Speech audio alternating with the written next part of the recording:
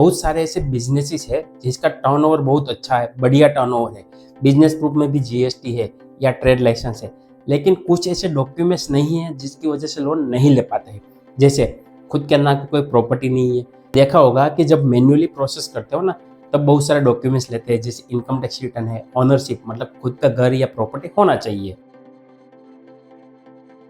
बहुत सारे बिजनेसेस है जो बिजनेस पे फोकस कर रहे हैं, तो उसके पास पहले टाइम नहीं है। दूसरा कि कुछ ऐसे बिजनेसेस है जो पूरे अमाउंट जो है उसका जो पूरी मूडी है सब कुछ बिजनेस पे लगा दिया हुआ है, तो उसके पास खुद का प्रॉपर्टी या खुद का दुकान नहीं होगा तो रेंट पे हो सकता है।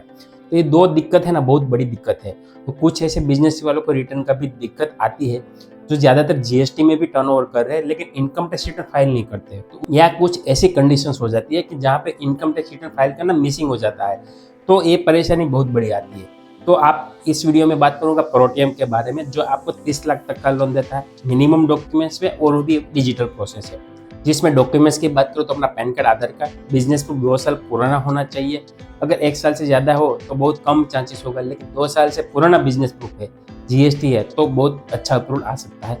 और तीसरा जो सबसे मेन चीज़ है वो बैंक स्टेटमेंट। ऑनलाइन लोन देती है ना, वो आपको पता कैसे लग पाएगा कि आपका बिजनेस कैसा चल रहा है? वो देखते हैं आपका बैंकिंग टर्नओवर पे। तो बैंकिंग में बहुत सारा क्राइटेरिया होता है कि बैंकिंग टर्नओवर कितना है, बैंक में ट्रांजैक्शन कितना है और अवेलेबल बैलेंस कितना रहता है। जैसे मैंने एक आगे वीडियो बनाया हुआ है, जैसे बैंकिंग कैसे चेक करते हो, तो इस कंपनी में जब आप बैंक स्टेटमेंट प्रोसेस अपलोड करेंगे तब आपको ओटीपी से भी बैंकिंग फेच हो जाता है। तो आपको क्या करना होगा, जो बैंक में अच्छा टर्नओवर है, रेगुलर ट्रांजैक्शन है, अवेलेबल बैलेंस भी अच्छा रहता है, तो उसको ही आपको बैंक अपलोड करना है। आप 2 से ज़्यादा बैंक स्टेटमेंट अपलोड कर सकते हो।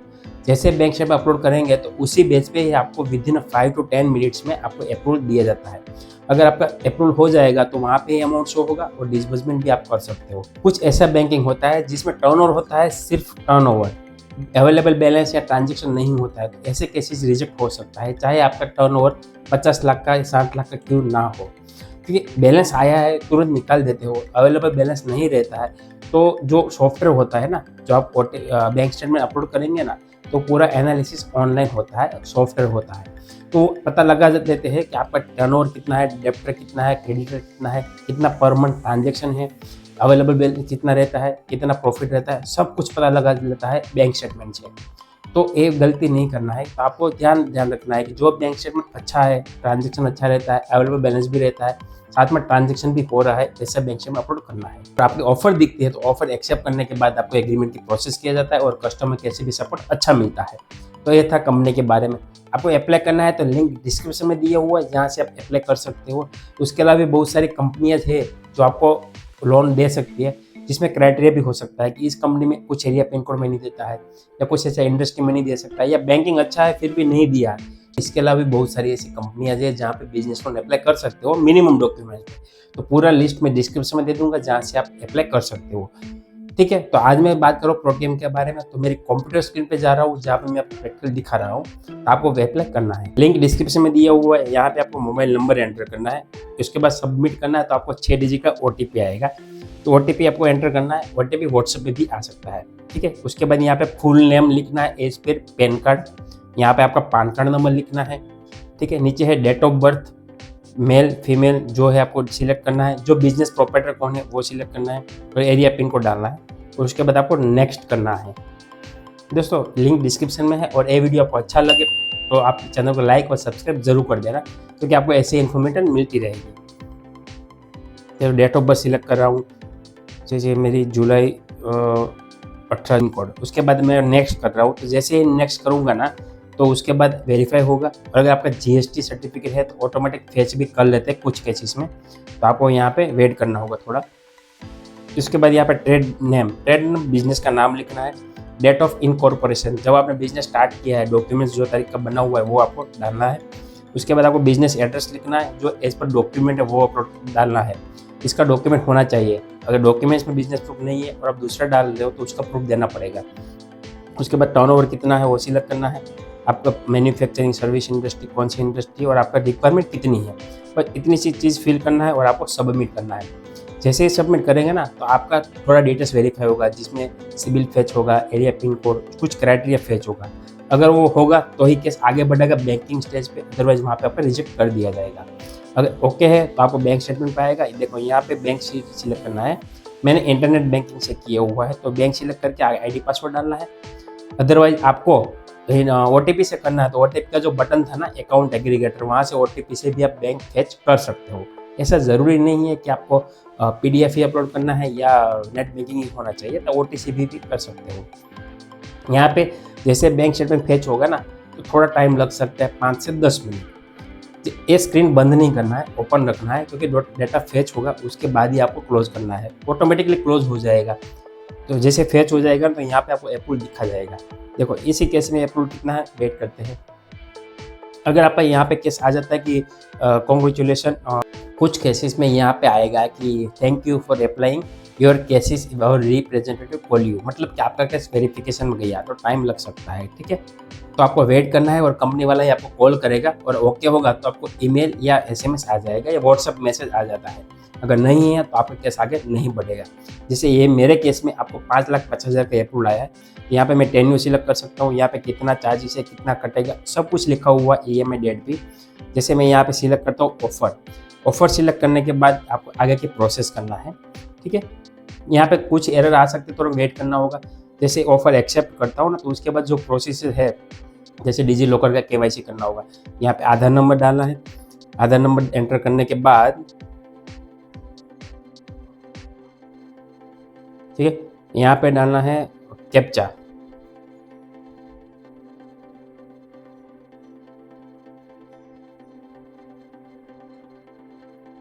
उसके बाद नेक्स्ट करना है तो आपको OTP आएगा।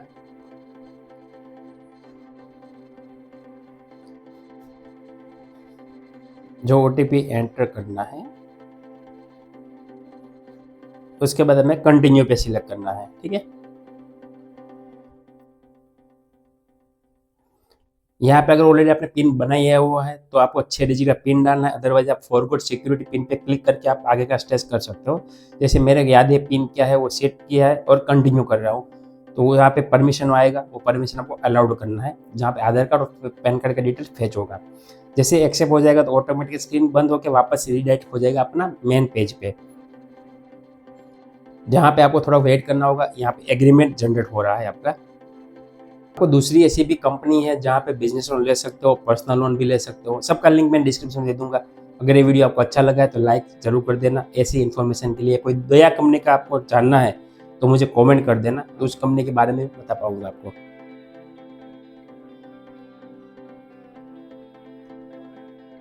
देखो यहाँ पे वीडियो बेस्ड कंफर्मेशन आया है, तो यहाँ पे वीडियो KYC करना पड़ेगा। जैसे आप गेट स्टार्ट करेंगे ना तो आपको वीडियो KYC करना पड़ेगा। यहाँ पे एक पेज ओपन होगा वर्चुअल, जहाँ पे मोबाइल से कर रहे हो तो यहाँ पे आपको परमिशन देना पड़ेगा। जहाँ पे आप ओरिजिनल पैन कार्ड रखना है, आपका डॉक्यूमेंट्स रखना है शॉप का, मतलब कि आप दुकान पे हो तब करे तो अच्छा रहेगा। आपका कोई बिजनेस प्रूफ में GST, फूड लाइसेंस या कोई भी लाइसेंस वो ओरिजिनल रखना है, और आपका एक ब्लैंक पेज और पेन रखना है, तो वो वीडियो KYC होगा। जहाँ पे बैंकर जो है ना आपके सामने आएगा और आपको सब कुछ दिखेगा, KYC करेगा ऑन कैमरा। उसमें टाइम लग सकता है, ऐसा ज़रूरी नहीं कि फास्ट हो जाएगा, क्योंकि वीडियो KYC में टाइम लगना हो सकता है क्योंकि वेटिंग में होता है। तो आपका इंटरनेट कनेक्टिविटी भी अच्छा होना चाहिए, डॉक्यूमेंट्स प्रॉपर होना चाहिए, वो भी क्लियर, तो ही आप कर पाएंगे, ठीक है। जैसे वीडियो KYC करना,